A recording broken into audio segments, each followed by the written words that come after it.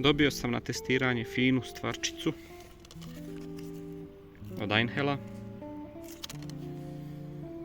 Kako ona radi na svim ovim biciklima sa različitim pritiskom i na lopti. Pogledajte dalje u videu. Danas ćemo napraviti review za električnu pumpu Einhell Presito. Sa njom ćemo napumpati košarkašku loptu na 7 do 9 PSI ili otprilike 0,5-0,6 bara. Gume za velika bicikla i gume za malo bicikla.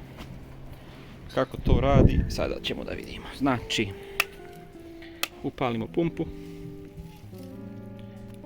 izaberete potrebni pritisak. U slučaju lopte to je, kako rekao, ne možemo naći na PSI staviti, da budemo tačniji, 8 PSI. Kada prebacimo na bara, to je pola bara.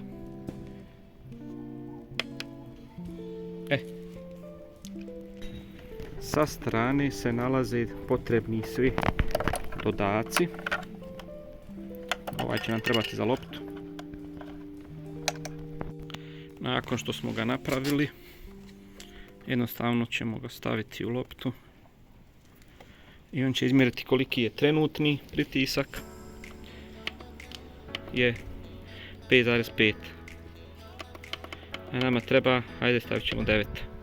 Kada podesite, prebacite i on ide dok se ne napuni. U ovom slučaju to je bilo veoma brzo. Ok.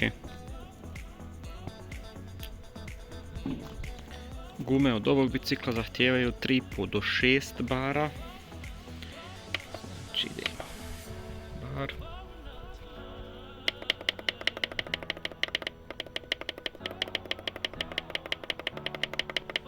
Stavit ćemo 4,5. Nakon što smo spojili na gumu, pokazuje nam trenutni pritisak gume je 1,5.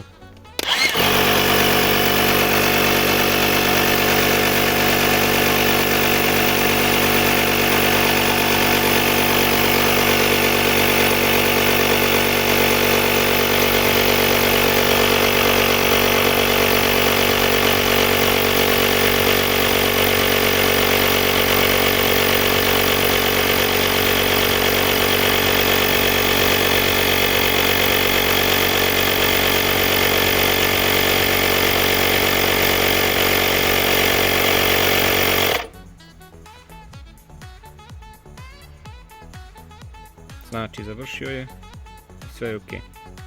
Isto tako funkcioniše, znači, sa svim drugim gumama. On također ima nastavak za malo veće stvari, kao za plažu, za dušeke, za one lopte velike za plažu i mobilne. Sa ovom baterijom može zaista puno stvari da se napumpaju. Mogu 8 guma na autu da se dopušu, znači ne da ih sa nule napušete, ali ono što izgube u toku 6 mjeseci dok čekaju na sljedeću sezonu, to može bez problema da se, znači, za 8 guma dopuše. Toliko o tome. Da, on radi i na struju.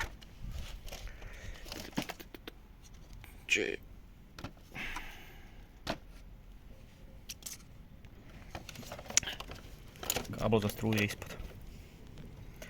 Znači, ako nemate bateriju, ako baterija prazna, a izvor struje, utičnica vam je blizu, možete i tako da ga koristite. Odlična stvar. Još ćemo za kraj videa da vidimo kako to radi na dječjim. Trenutni pritisak u gumama je 0,25 bara. Nama trebaju 2 bara.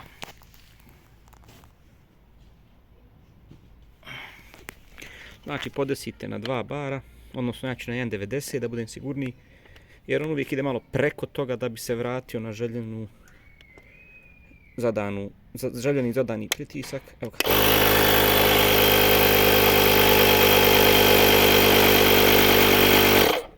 I on, znači, kad to dostigne, on se sam zaustavi.